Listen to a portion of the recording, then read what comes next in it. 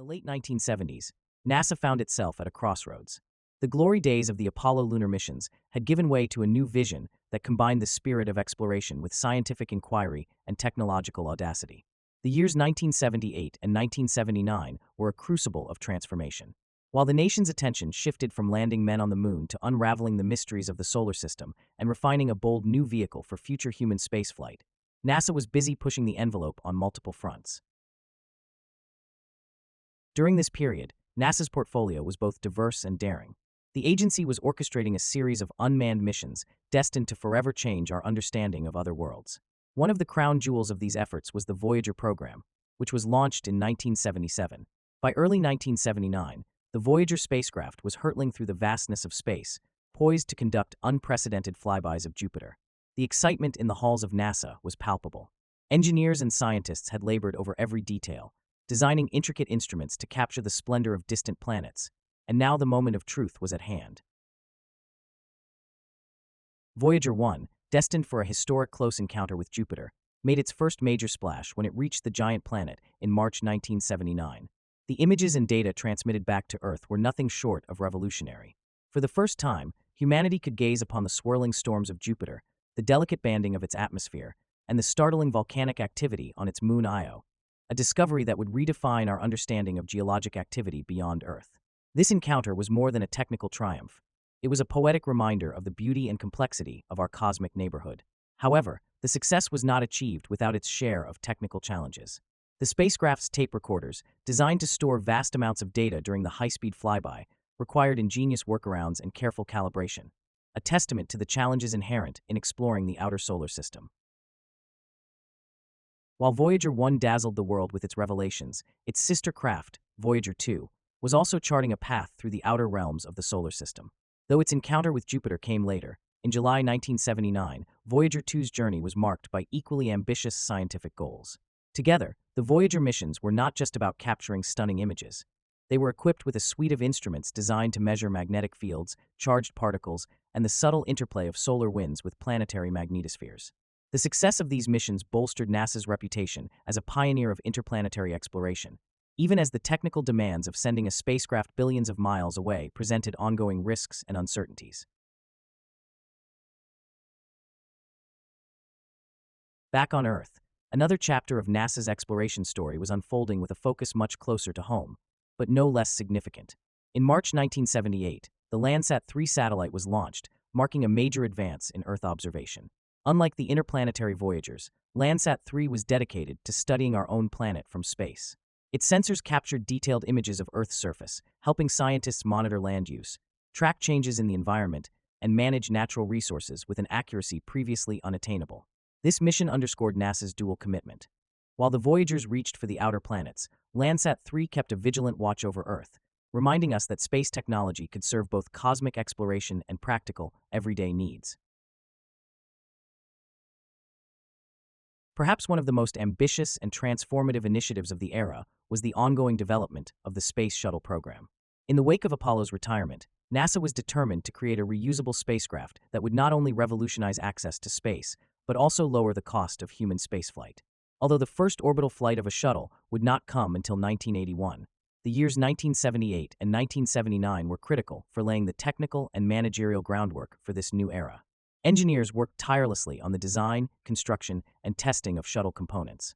The Enterprise, a prototype shuttle used for atmospheric and landing tests, had already completed a series of approach and landing trials in 1977, and its lessons continued to inform design improvements and safety enhancements. The shuttle program's promise was enormous, yet its development was far from smooth. Technical setbacks, budget constraints, and the inherent complexity of creating a fully reusable spacecraft all conspired to make the project a formidable challenge.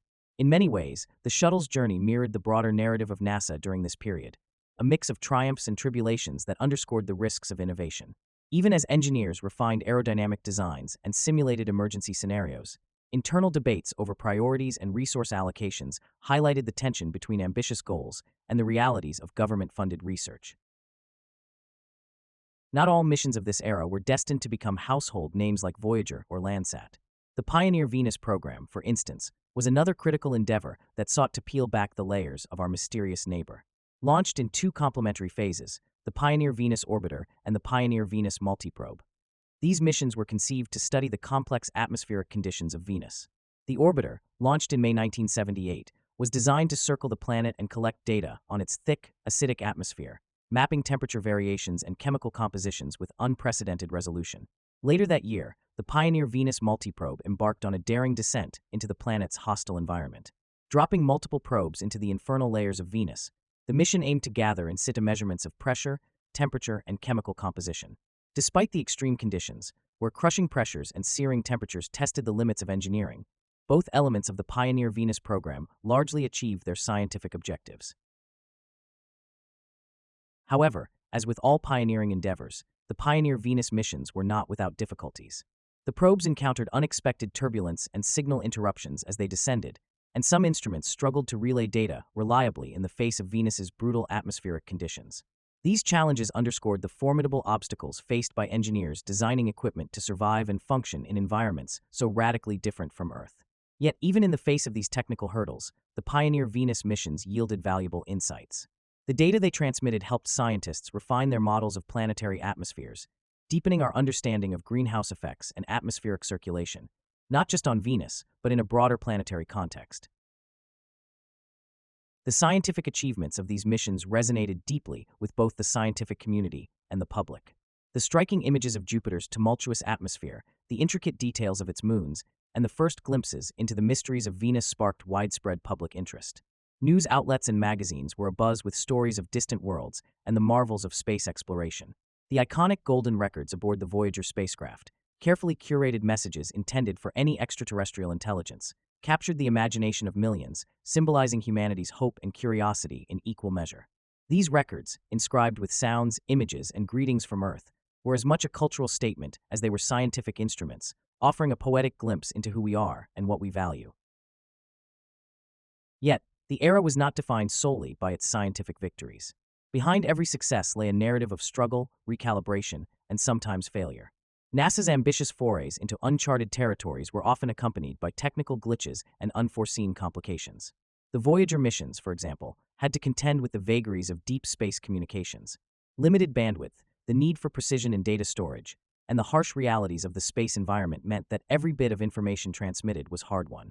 Engineers on the ground had to devise innovative solutions to manage data loss and equipment wear, learning valuable lessons that would inform the design of future spacecraft. Similarly, the challenges encountered by the Pioneer Venus probes served as stark reminders of the gulf between theoretical design and practical execution. The extreme conditions on Venus tested the limits of material science and electronics engineering, prompting post-mission reviews that would ultimately lead to improved designs for subsequent missions. These lessons, while born of short-term setbacks, contributed to a long-term trajectory of innovation and resilience at NASA, a willingness to learn from failure and continually push the boundaries of what was technologically possible. The internal atmosphere at NASA during these years was a blend of cautious optimism and unyielding determination. Senior leaders, including NASA Administrator James M. Beggs, navigated the competing demands of scientific exploration and technological development with a vision that stretched beyond immediate successes. They recognized that the true measure of NASA's achievements was not merely in the dazzling images of distant planets or the elegant flight of a new spacecraft, but in the gradual accumulation of knowledge that would lay the foundation for future generations. Every mission, every test flight, and every data packet transmitted was a step toward a deeper understanding of the universe and our place within it. Amidst these technical and managerial challenges, the cultural impact of NASA's work was profound. The Voyager's encounters with Jupiter were not just scientific milestones, they were moments of collective wonder. The dramatic imagery of Jupiter's swirling storms and Io's fiery volcanoes captured the imagination of schoolchildren and scholars alike, rekindling dreams of exploration and discovery. Public lectures, news broadcasts, and magazine spreads painted a picture of a universe filled with both peril and promise, a cosmic tapestry where each new discovery added depth to the human story.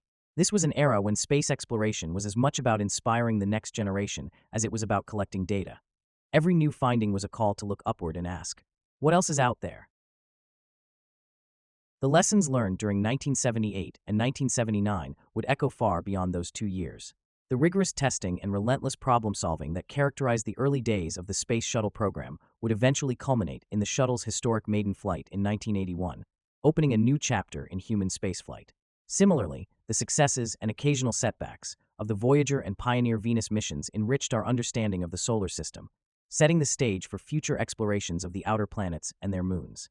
Each challenge met during these formative years contributed to a culture of perseverance and ingenuity that remains at the heart of NASA's legacy.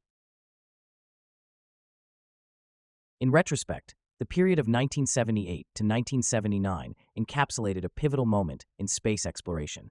It was a time when NASA boldly balanced the thrill of discovery with the sobering reality of technical risk. The agency's dual commitment to exploring distant worlds and safeguarding our home planet through Earth observation exemplified a holistic approach to space science, one that recognized the interconnectedness of our cosmic environment. The narrative of these years is not one of uninterrupted triumph, but rather a rich tapestry woven from the threads of success and the lessons of failure.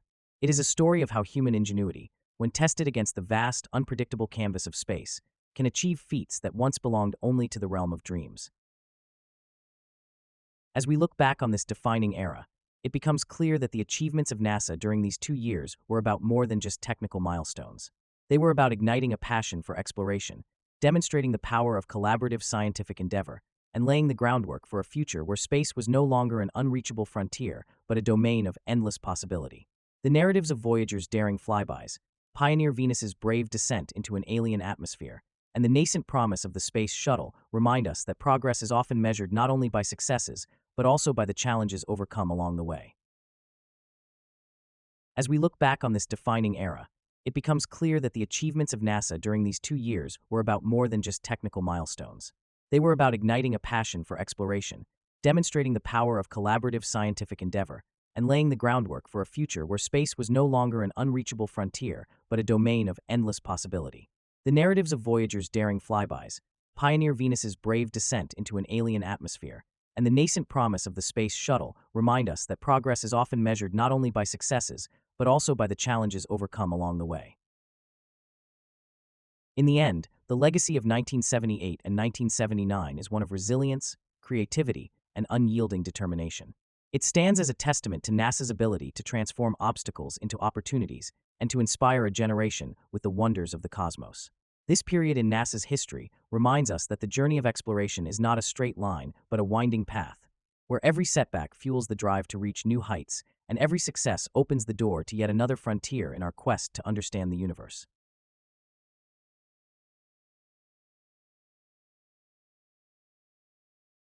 Make sure to like, comment, and subscribe to our channel at Beyond Earth Buckle Up for more fascinating NASA history narratives. Remember to take care of one another, and always keep looking up.